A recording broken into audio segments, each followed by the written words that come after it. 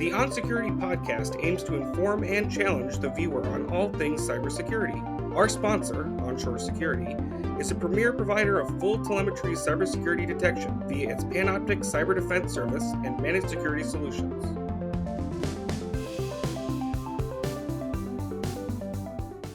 Hi, everybody. Welcome again to the onShore onSecurity podcast. I'm Stel. I'm the CEO of onShore Security. We got Josh Ecklow, our producer. Hi, everybody. Hey. And with us today is the head of product development at onShore Security, Anil Mudholkar. Anil, say hi. Hi. Anil is kind of got his name all over a bunch of bricks at onShore. But let's start with telling us where you're coming from, Anil. What informs you? What, in your experience, has brought you this day, other than our years together studying physics at the University of Chicago? Yes. Let's put that aside. I don't know. We can talk about black holes too, but maybe another podcast. Well, so what brings you here? Well, I'm going to go back a little further than that period. It's in my earlier background, I had a sizable amount of study in areas of statistics, and particularly robust analysis. And one of the kind of salient features of that are, this was long before big data existed. There were lots of very sophisticated analysis techniques that were used on bodies of data, but they made lots of assumptions about how that data behaved. And it turns out most of the situations that these techniques were applied to did not fit the assumptions that were being used. And unfortunately, that's still the case in a lot of systems in the world, whether it's financial data or biological data, or even some kinds of physical processes, though, that they tend to be a little better in those areas where there's well-founded theory. But what this really told me was that information or data in the world is very complex. It contains or may contain some very, very useful things, but if you handle it incorrectly, if you make the wrong assumptions, your actions can be, very bad.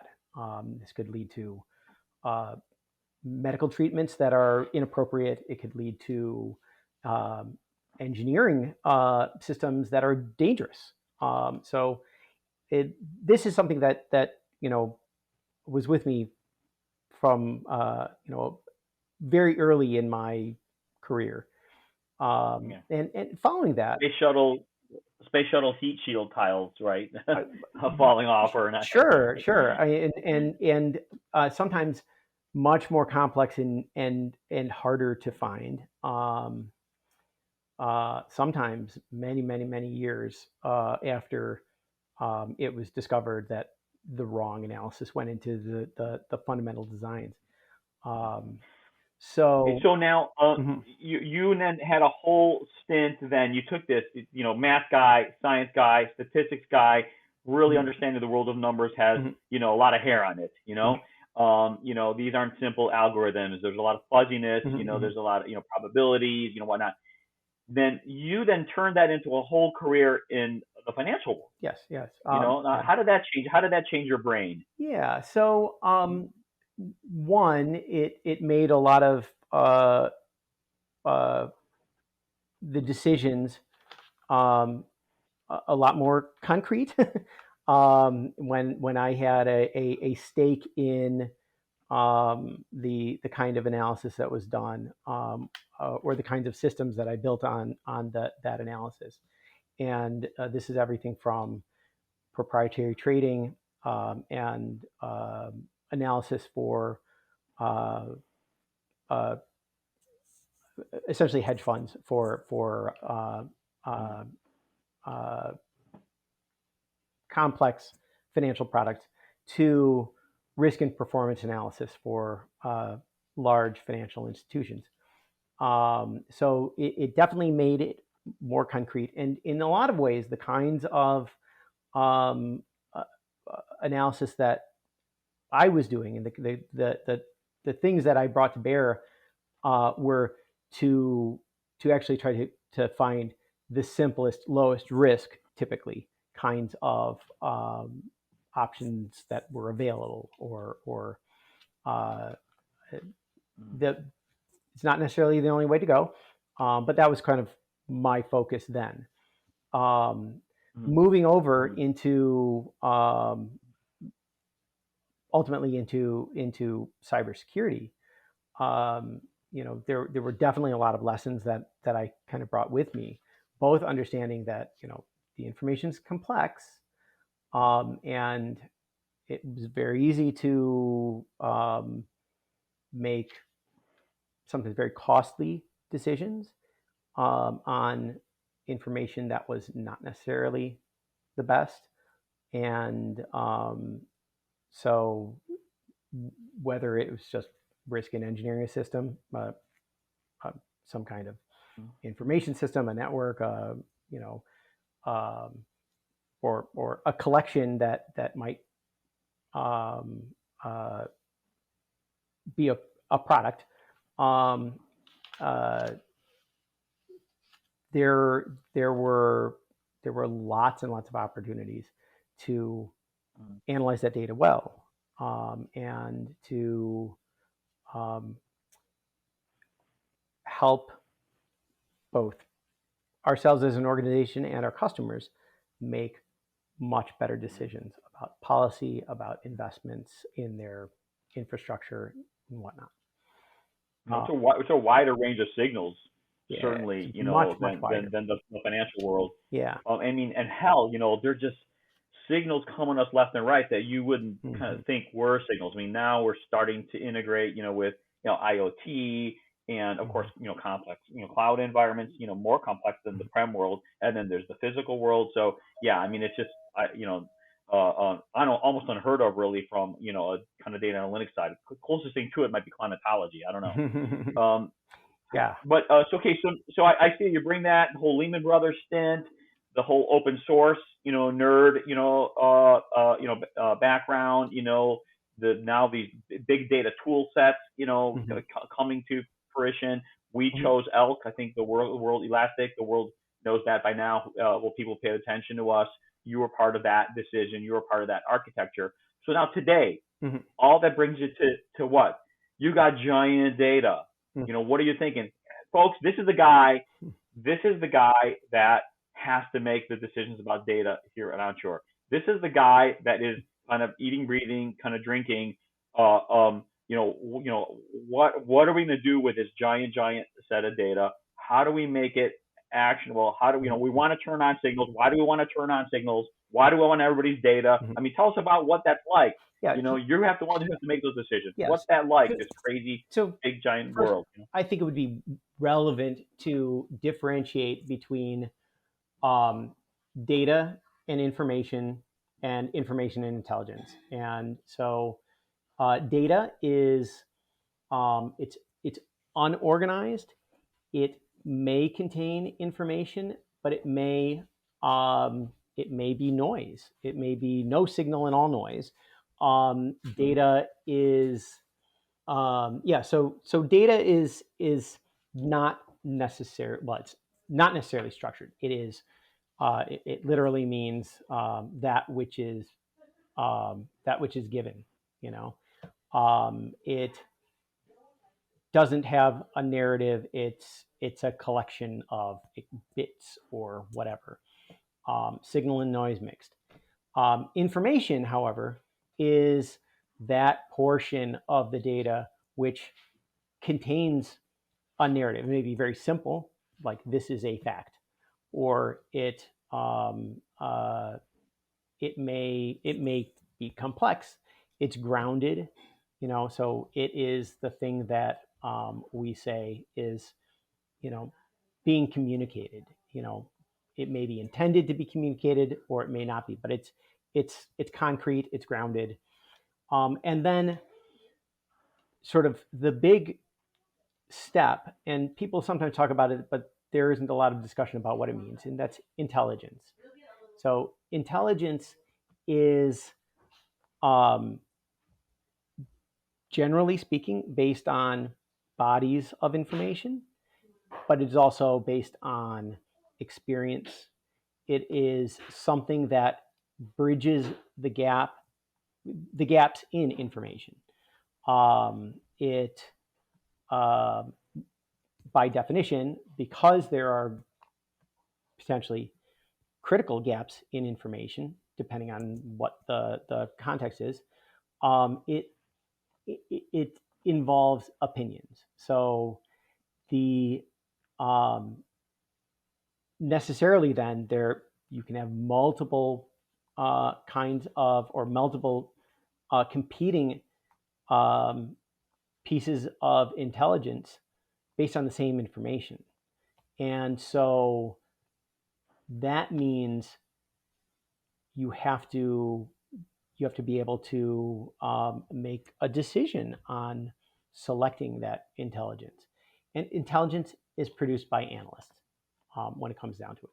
So ultimately, the decisions that are made on, or a good decision based on intelligence, will make use of the reputation of the analysts, their track record, the strength of their arguments, and also external kinds of factors like the costs and benefits associated with acting on different pieces of competing intelligence. It's great if you have the risk appetite to follow a lot of different kinds of strategies, and cover bases, look for benefits that may come out of following multiple paths or multiple competing pieces of intelligence. But generally speaking, that's not true. So you go with what you think is best. And so a lot of that depends on the experience, the expertise, backgrounds of the analysts, both in... Well, yeah. Well, sorry. I do want you to explore that a little more, though. I know where you're going with it, but I want to make that. I mean, I love your distinction, between whatever data intelligence and information intelligence. But a lot of people out there keep talking about building tools that do more automation and whatever, and we're emphasizing the power we give the analysts. Because, am I right? That's really what we truly feel then is there for intelligence. I mean, if a human being isn't there validating, opining, supporting, arguing, emphasizing, then it's not so much. Maybe it's not so quite intelligent. So help me with that distinction. Where do machines come in? Where does automation and machine learning and whatnot, do something useful? And then where do they leave off and need it to be humans to make it intelligent? So there are a lot of different areas where that those systems and techniques can be brought to bear. And there is, generally speaking, a lot of room in the world with the kinds of data, the fire hoses, of undifferentiated data potentially coming in. So whether it is better techniques for filtering, better techniques for organizing the data in ways that make it easier for an analyst to quickly analyze and form opinions.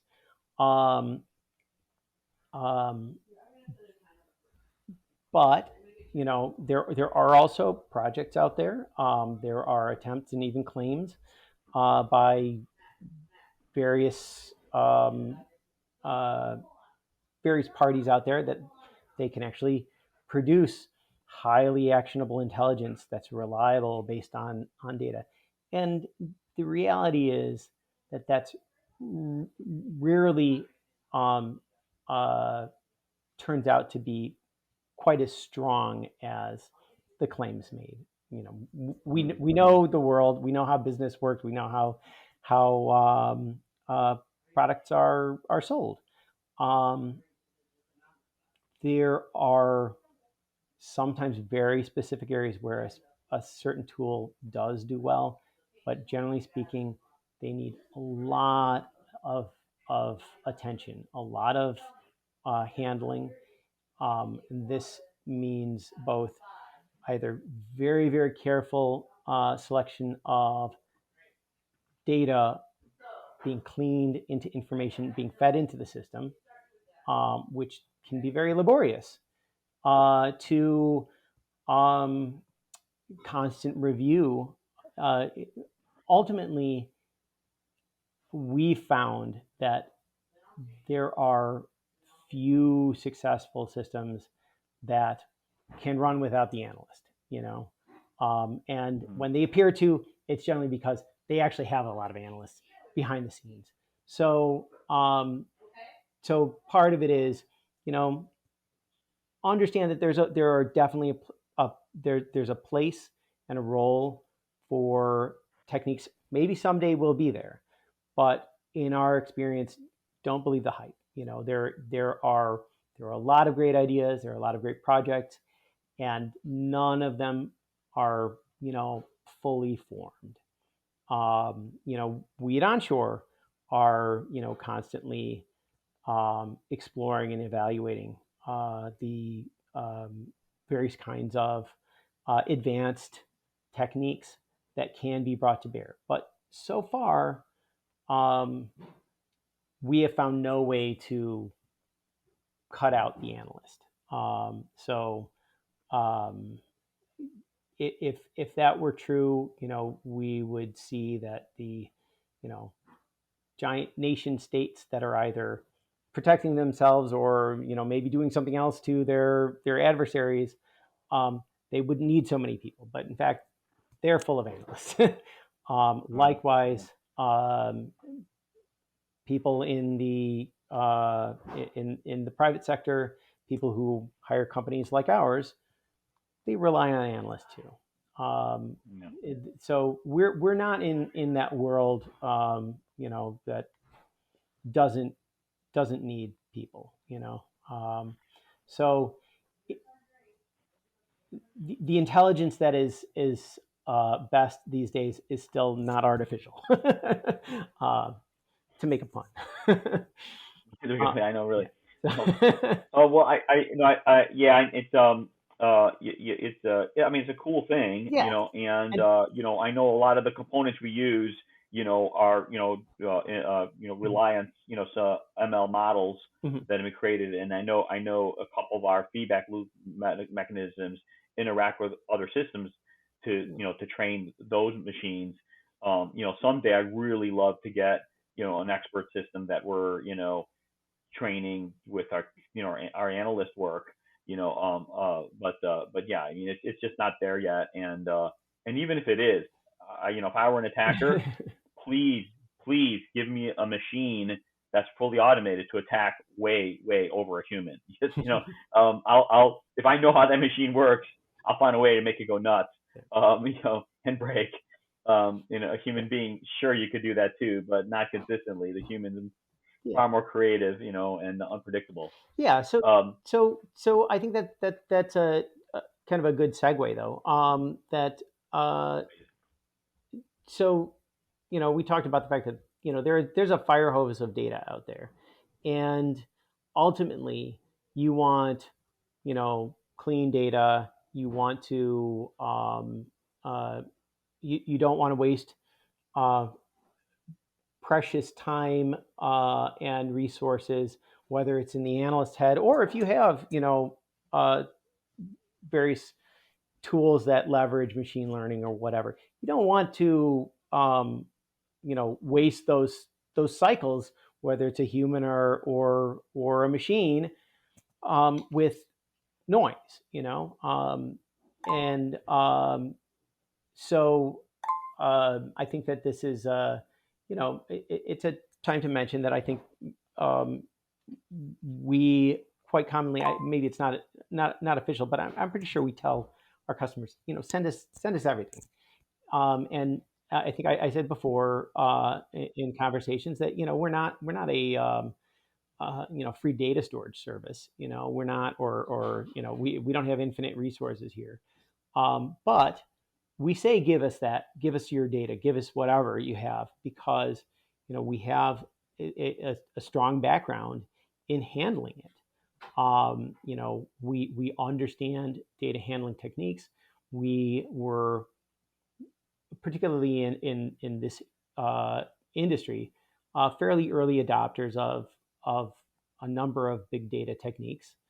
We understand the appropriateness of when you want to use a little jargon, apply the schema on write versus schema on read or schema on use.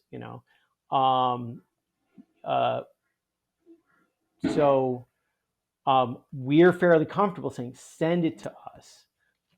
We've architected systems that are fairly good at extracting information as early as possible, keeping the relevant raw data that may be needed for auditing, for forensics,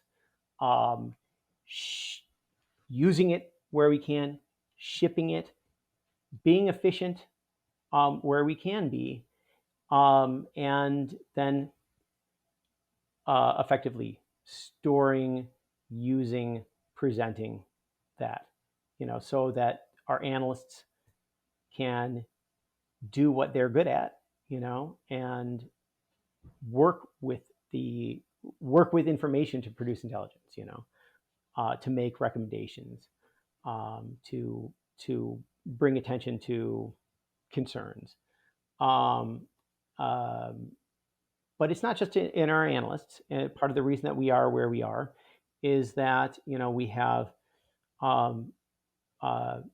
engineering and people in systems that understand the data handling. They also have a variety of backgrounds. They have expertise in relevant domain-specific areas, so that they can understand, when to apply appropriate techniques to extract data, to present.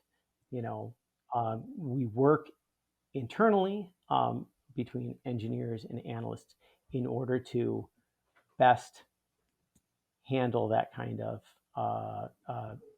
the kinds of decisions that are needed. And then there's cross-pollinating too, between people with different strengths. Saw that. So, but also because we have a variety of backgrounds, we have both our own experience, and we have resources. We have advisors. I think you've formalized some of that in terms of advisory positions for onShore security. But when we brought Craig on, from with his experience at Cisco and whatnot, you mean, right? Yeah. And some others that you've discussed. Yeah. But we also regularly have contact with people in order to help hone those skills, in order to understand data handling techniques. And so this kind of brings us to how it is that we differentiate ourselves. Everybody in those communities, the Z community, the Suricata, community, all those different open source projects. These are all people that we interact with and inform. I consider that all part of our, whatever, let's call it kind of input, our ecosystem. Yeah. So, I mean, this is sort of, I think the story of onShore. It's also not a secret that onShore security grew out of a history of onShores. Your previous incarnations of onShore, and so within our current personnel, we have people that have experience with designing and managing networks, designing and managing information systems, designing and supporting software, and governance and compliance and regulatory. A lot of strength in the banking space. Yeah, so and also long histories with quite a few customers. I see how it comes together. I see. I mean, you represent a good bit of that, but it's wide. But you feel that way, the analysts. You feel the analysts similarly. Interacting with engineers. And so, I think most of our analysts predate or do not predate the inception of onShore security as its own being, but they've essentially grown up in this culture, which valued the flexibility, the agility to be able to say, what are the salient questions here that we need to ask, and how do we understand what data is available, and how do we then analyze it and make use of it specifically for informing security decisions. Well, I do think you've gotten that kind of attitude about it, the embracing of data, taking on the tough task of making sense of it, modeling it. I think people really accepted that, and I know they ask for tools. I can see it in the chats, even when they talk about this tool or that tool, how to use it. They get it. Yeah. But I thank you for it, and really this is wonderful. Getting kind of out there in the public a little bit about what you do and where your head is, and I think it informs the public a bit about where onShore is going, and how we differentiate. I mean, most of our competitors don't bother with really working on their platform. They're pretty much just kind of depending on a couple of vendors, whatnot, and this is the people who've been around for a while, know exactly what we're talking about, and you're the one that makes that really different. So thank you. Yeah. Let's wrap and say goodbye to our audience. We'll be doing this again on a pretty regular basis. Anil Mudholkar, manager of product development at onShore Security, and thank you. Great, thanks, Stel, and Josh. Josh Eckler, producer. Yep, got it. Remember Josh? He keeps the lights on. So okay. All right. Well, so long, everybody. Till next time.